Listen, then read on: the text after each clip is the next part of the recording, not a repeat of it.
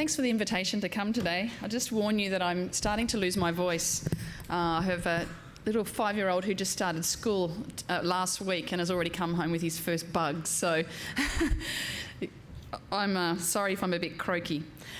Thanks for the introduction, Bessie. I don't know if any of you are from Melbourne. If you've been to STREAT, I probably know at least one person down here who has.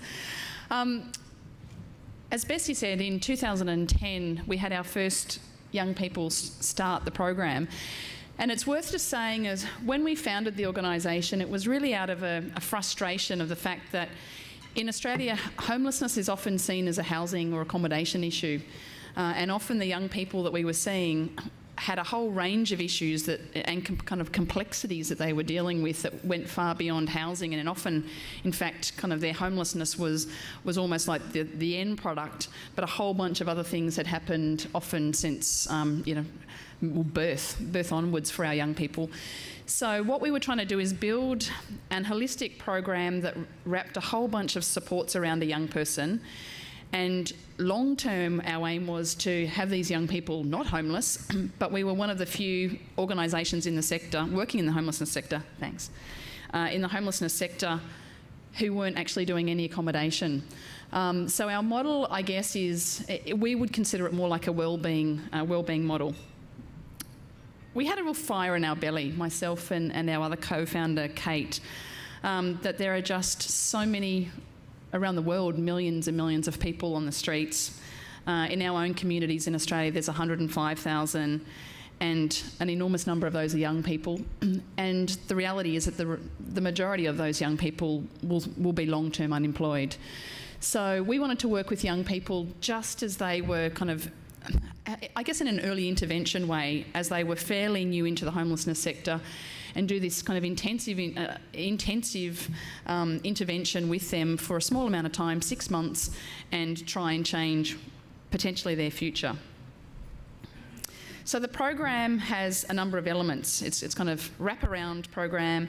Young people get a certificate 2 in hospitality training, on-the-job mentoring, life and professional skilling, and then case management and coordination of all of those other specialist services that they might need throughout that time. And it was so lovely after years of thinking what we might do to finally have the very first day and those first 9 young people walk in the door. And that day I'll never ever forget.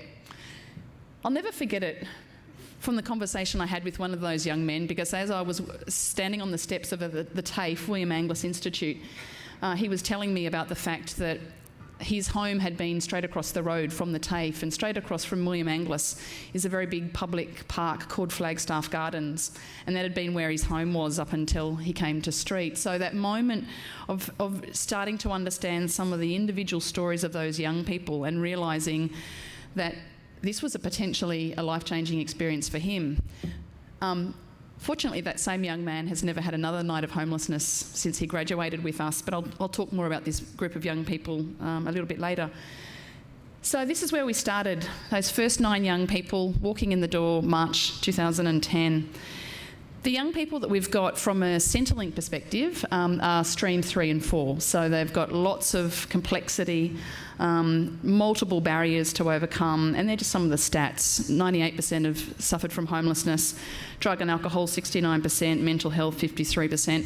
The stats kind of only make it onto the stats if it's severe. It's not hey, I've once inhaled. It's actually a serious drug and alcohol issue, for example, if we're counting it as a stat. So we're working with pretty complex young people. I just want to give you a little snapshot of kind of where the organisation's at and where our SROI sits in relation to that timeline. So we conceptualised the model in 2008. And in 2009, we got our very first funding. In fact, from one of Ari Ross Trust, who's sitting somewhere here in the room. They were Sylvia. I got my very, very first pay from Sylvia, or from her, not from her personally, but from the Ari Ross Trust. So it was a while to conceptualise the organisation, but when that first money came through, we bit the bullet and started to build the organisation. And I guess a combination of myself being a scientist by training and our co-founder Kate being a clinical psychologist. Right from the outset, we wanted data. We wanted to know that if we were going to make some enormous changes in our own personal lives to try and bring about a difference for young people, we wanted to know that we were making impact. It wasn't this thing that, you know, hey, we do lots of group hugs and feel better about stuff. We wanted to know that what we had was time. We weren't cashed up. We're not from rich families, but we had time to be able to do to invest. And so we made a decision that if we were going to do something, we had to try and find the hardest kids to work with. We had to work right at the pointy end where it was going to be bloody hard to make it work. But these were the kids that we saw that were constantly falling between the cracks, and there was actually nowhere for them to go. There was just no opportunity for these young people in and of themselves to get themselves to TAFE and get themselves a job because they had already had too much complexity. So we built a monitoring and evaluation framework pretty early. We started to think about all of the things that we wanted to do, and we set up what I think, you know, from a conceptual perspective was pretty good. And then in 2010, just as our first young people were arriving, we also met Social Ventures Australia and decided to do a predictive SROI. So for us, it was, I think we were one of the first 2 predictive SROIs in Australia. And for us, it was about trying to baseline what we were doing. We wanted really, really early predictions of what we were doing and then an ability to track against that over time. So, you know, of course, it was kind of a bit of a stab in the dark because you've got this feasibility study that says, hey, we're going to do these things, and we're doing that predictive SROI against that feasibility study.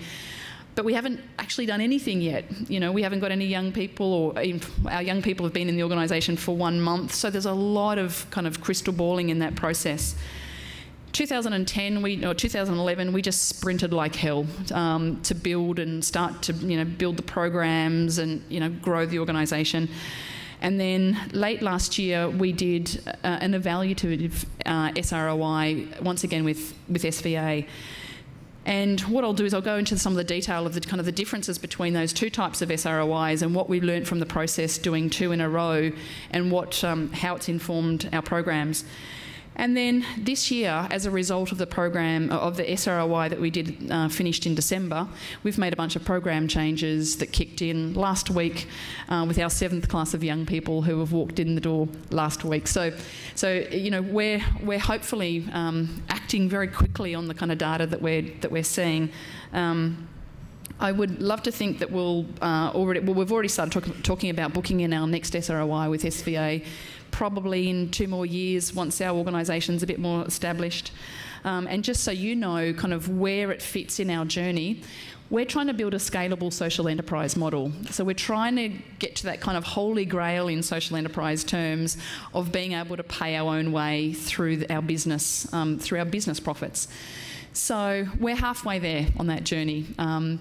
And we're hoping that by the end of 2015, we will have fully reached that journey and essentially built and modelled something within Melbourne. But the reason why we got our startup funds in the first place was because we were trying to build a model that could scale. We were essentially doing this testing in Melbourne for a number of years and then saying, hey, we've made it work. Here's the proof that we've made it work, and these things can actually, you know, pay for themselves and bring about the social impact that we hope they could. And now let's work out what do we do with that IP? Do we share it with others? Do we go and do it elsewhere? You know, how do we start to say the investment of time and effort that we've made here, how do we then scale that? So that first predictive SROI, we had five stakeholders, trainees themselves, government, volunteers, partners and STREAT. What I'm not going to do is go into all of the detail on the slides. If that slide is of a particular interest, feel free to zoom in. But I'm not going to give you kind of, you know, lots of maths and Excel spreadsheet sort of stuff. I want to talk to you more around what we've learnt. So it's kind of not the numbers kind of talk that I'm giving you, it's the learnings talk. So we had trainees in there, obviously. We wanted to be able to give them self-confidence, expand their horizons, give them social connections, life skills, improved health, further training and employment, and I've missed one there, which was stable housing. which was kind of obvious if you're working in homelessness. But from a government perspective, we were predicting that they were getting increased taxes, reduced welfare payments, savings in health, savings in case management, and savings in legal and housing services. We'd already started to tap into volunteers in the organisation, and they were really loving being around and certainly talking about the value of working with us. We had partner organisations, for example, Job Services Australia agencies, and also a group training organisation who, when we were successful, they got a whole bunch of money. So there were partner organisations who really wanted us to succeed as well. And then STREAT itself. So this is what that first Predictive SROI said. For every dollar invested at STREAT, there was a prediction that $3.80 of social return would be created. And you'll see of the value created, the biggest stakeholder in all of that was the federal government, followed by our trainees. But then reality set in. We found it really, really hard to find the young people. You would think that with thousands upon thousands of young people within inner Melbourne, fitting our criteria, desperately in need of opportunities like this one, you would think that it wouldn't be hard to find young people. It's really, really, really hard to find them. Mostly because they're just trapped in a big system. They're trapped in a big system, and often they're just rattling in that system, and getting them out of that system and into training and employment opportunities is really hard. That first year, obviously, we were unknown, so there were less referrals because people weren't quite sure. Hey, can these guys do what they say they can do? And so people were starting to know about us, but the reach of our organisation was quite low. But those first kids that were coming to us, they were coming to us with up to 12 case managers each. So you can just imagine the extraordinary amount of resourcing that was going into helping each of those young people, but still they were just treading water and weren't progressing. So we found it extraordinarily frustrating, and the numbers that we thought that we could have coming through the program, we couldn't reach.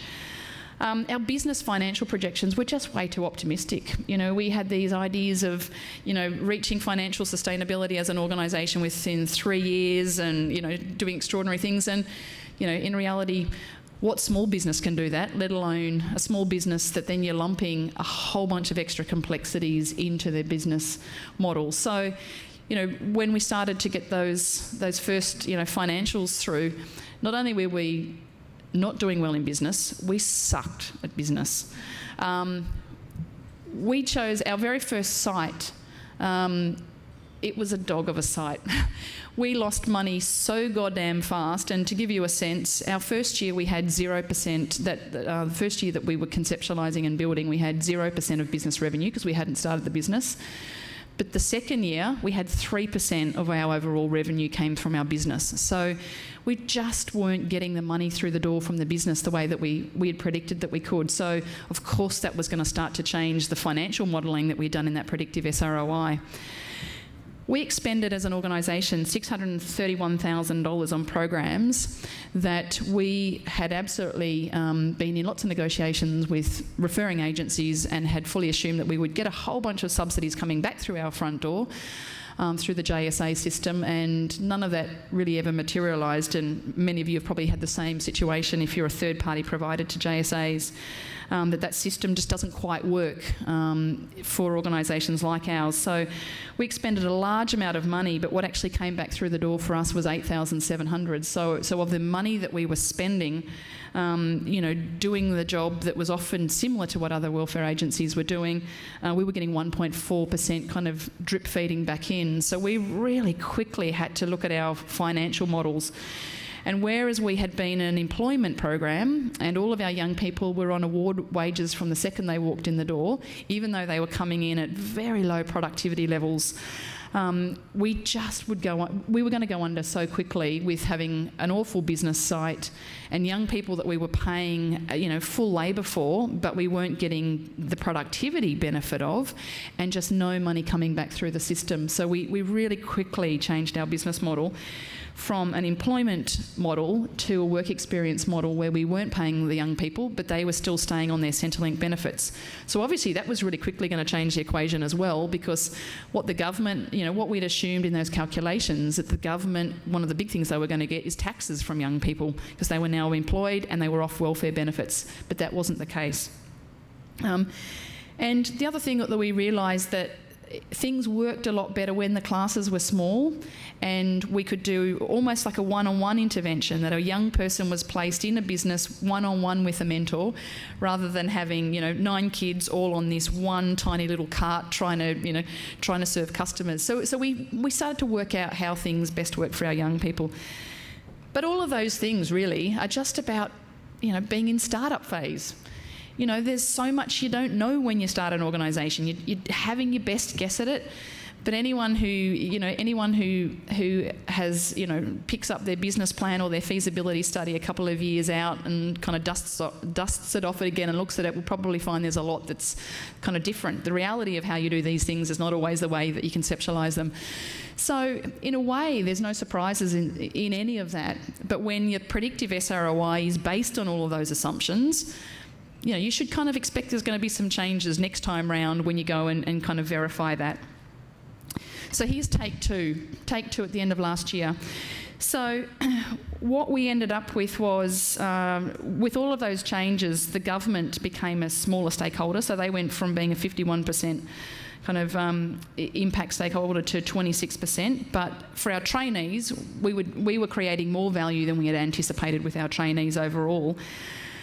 But if you look at the number at the bottom, for every dollar invested in STREAT, $1.40 of social value is created. I remember seeing that and feeling like we'd just got an F. I remember looking at that figure and crying, to tell you the truth, of just thinking, but hang on a second, we've sprinted so hard and worked so hard for the last 2 years. Are you saying all of that was in vain? Seriously, have we done so much work for such a small extra kind of gain? I'm a glass half full kind of girl, so I reflected on it long and hard for a long time, and here's some of the reflections. We have, it's not a bad story. I think this is a story which is very, very, a story that we needed really early in our development, and here's what we're doing about it. What we learnt was, I guess, a whole bunch of quite textured information, and one of the things I love about SROI is that it talks to people and gets their stories. It's not just a bunch of numbers, and in actual fact, it's the stories for us that have just been just as important. So when you talk to our young people about, are we making a difference in their lives? Absolutely. We know we are. When we talk to them about the difference that we make, they tell us that difference. So we go back and, those little, sometimes, 2 lines can remind you that, why you exist.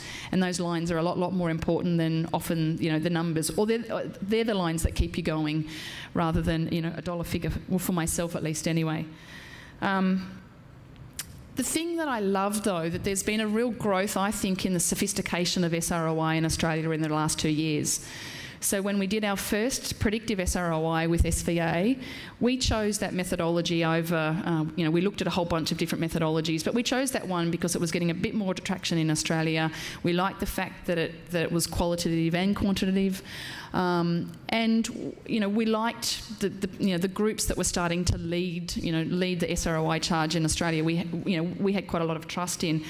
But one of the things that I just love that we did in this last process at the end of last year was that we got a really decent theory of change out of it. And that theory of change wasn't us predicting what our theory of change was, it was talking to dozens and dozens of young people around how has this made a difference in your life. So this theory of change is based on, those, many hours of conversations with those young people.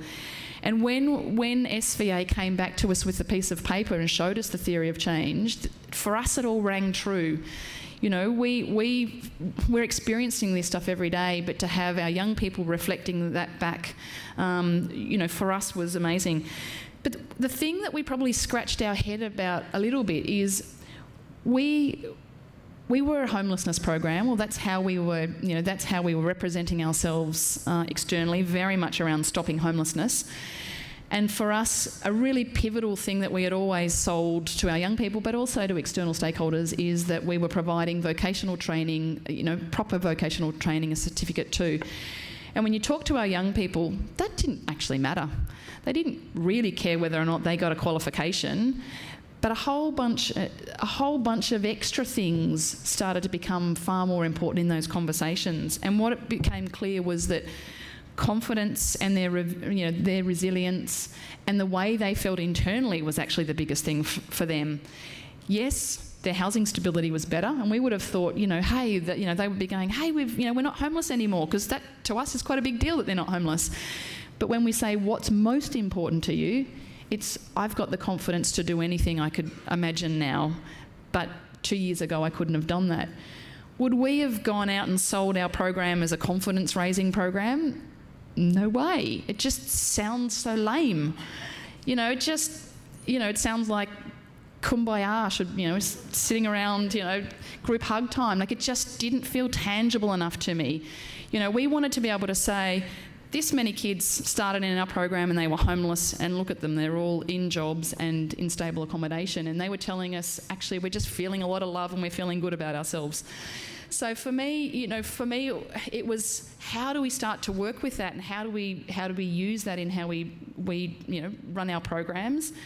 How do we represent that to ourselves and also externally when we've built ourselves as a homelessness organisation? But that's not what we're hearing back loud and clear. So what we've learnt is that our forecast SROI was actually pretty close from a outcomes perspective of what we'd predicted, particularly for our trainees in government. We're really happy with the framework that we put in place at the beginning, but we really weren't particularly good at capturing the data consistently, so we needed to really give ourselves a good shake. As much as I've used those numbers with governments, don't do their budgets based on cost savings. So, even though we've had some traction with some ministers around those numbers, often at the end of the day, it's still the stories that have been critical, or just as critical. I think it's really hard in an intermediate labour market model to be able to demonstrate, an intermediate labour market model in social enterprise is one where your young people transition through and for a very short amount of time. So working out the attribution of kind of how, in that 6-month period of time, of the changes that those young people are going to have, how much is based on you? Because you've only got them for a really small slice of time in their life. Yes, we think it's a critical point, but I think it's a lot harder in intermediate labour market model to do the justifications, as opposed, for example, to an employment model when you've got people, indefinitely. I think for us, SROI has been an amazing tool internally for us both to work out from a resourcing perspective, but how we tell the story to ourselves and to others as well, so from a comms tool. We've also learned it's really, really hard in startup to predict these things because so much is changing. But the other critical thing, at the beginning of an organisation, if you just took the total expenditure on your organisation and said, how much money are you spending and how many kids are coming out the other end, and if you divide the full amount of money that you're getting in and spending against the young people, the cost per young person is horrific. You look at the numbers and you go, holy smoke, it says that each kid is costing us $70,000 to put through. But that's a reality in startup, because you're building a whole organisation at the same time. So what I'm really excited about is come back in 2 years' time, hopefully when we've hit that financial sustainability, we're not relying on all of that other money coming from other sources, and that should look like a really different equation per young person, because it's a business as usual cost now. You're not building the organisation, and that's not factored into the equation as you're going along. So we've given ourselves a bloody hard kick up the butt. And we've refocused on our data capture in particular. We've linked our results into the strategic planning that we've been doing. So we've just finished this last week a strategic planning process with SVA. And that process has absolutely informed every step of the way in doing that strategic planning. So we've built our next 3-year plan. And it's been so critical to that thinking. We've already changed our programs for our class that started last week. So our young people now, what we've learnt, that their qualifications are less important to them. They're still getting vocational qualifications, but what we've learnt is that their time actually working within our businesses are the thing that they're valuing most when it's real, when it's sleeves rolled up within the business. So we've changed our program now to give them more days within our businesses of doing the thing that they say is the most effective for them. And we've also started to say, well, we've got a whole bunch of data now that we've been collecting for 2 years. How are we going to use that longitudinally? How are we starting to build kind of a bigger case of kind of what we're doing? So this is our new kind of overall framework. It's called People, Planet and Profit. We are about people to maximise our social footprint, specifically by helping young people reach their potential, helping catalyse systems change. As far as planet goes, we're wanting to minimise our environmental footprint, so it's about nurturing the environment, and profit to operate in a financially sustainable way. So it's about the high quality of our products and services that people value and customers buy, and us as an organisation reaching financial sustainability. And what that looks like for a young person, there's 3 key areas now that we're measuring in. We've called it stable self, stable job and stable home. For a young person to, we think, have to live a life of independence and kind of be self-sustainable, we say, those are the 3 critical areas that we are concentrating our programs and our measurement and evaluation on. Stable self, what we are measuring is outcome, motivation, emotional stability, healthy relationships and ability to problem solve. I wish everyone could have been part of the conversations, watching our 2 clinical psychologists debate what it was we were going to be measuring as far as stable self. And just on the far side, you'll see the tools that we're using. Most of those are tools that we've been tracking since the very first day our young people walked in. So we've got longitudinal data, and there's a rationale for how we've chosen those tools. There's a combination of qualitative, quantitative. There's self-report from the young people. There's clinician reported. So there's quite a lot of thought being given into what tools we would use and why. Stable job, we've now got a new work readiness tool that we'll be using within the business, and that's very much captured within the business by our hospitality staff. So when a young person's embedded within the business, these are the things that we're looking for them. And stable home, we've got a new tool that we're using in tracking the housing stability and where a young person is on their kind of spectrum. So even though that $1.40 has killed us in a way when we got the results, we're still bloody proud that we've had now more than 60 young people in the program with a 66% retention. Those 3 cafes that we've got have provided over 30,000 hours of training, work experience to our young people. A whole bunch of our young people have gone on to further training and study and work in hospitality.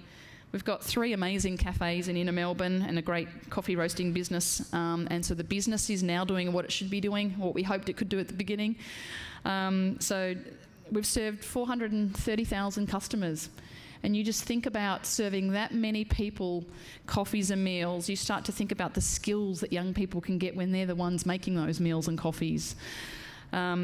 And this year, 50% of our expenses will be covered from our business operations rather than the 3% when we did our Predictive SROI. And we're tracking for 2015. So all in all, thank you. Thank you, SVA. It's been an absolute pleasure working with those guys. I'm fully geared up for our next SROI in 2014, hopefully when we're a more mature organisation. But the big challenge now, I think, is for us to take the kind of things that we've learnt in this process and say, how do we, at the point of sale for customers, our enterprise only survives long term if people come and eat and buy our food and buy our meals. So it's all very well us saying, how isn't that, isn't this nice? We've got an internal tool to measure our own effectiveness. I want you as a customer, when you come and you pick up a coffee. I know within a cup of coffee there's 3,000 drops. As the CEO of our organisation, I want to know that we've infused so much damn goodness into every one of those 3,000 drops. I want you to know that you cannot find anywhere on the planet a cup of coffee that will do more good. And so for us, it's about saying, you know, until it's the best thing that we can find on the planet, we're being lazy. You know, and that's what I say to our team. Yes, we've had a really great shake-up in the last 6 months, but we're in startup. Let's give ourselves, you know, let's be realistic about where we're at, but let's build the best thing that we can find anywhere, and let's make, you know, SROI part of measuring whether or not it's the best thing we can find. Thank you.